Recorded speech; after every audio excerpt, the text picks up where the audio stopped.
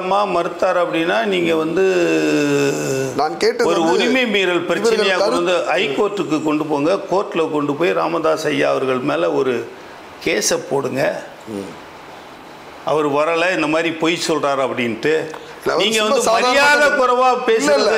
அவர் ராமதாஸ் அவர்களுக்கு வந்து அறிக்கை இடுவது தான் வேலை, வேற வேலை இல்லை அப்படின்னு மட்டும் தான் பேசினார் சார். அவர் வந்து இப்போ எதிர்கட்சி கூட இல்லை சார், ஒரு கட்சியோட தலைவர்.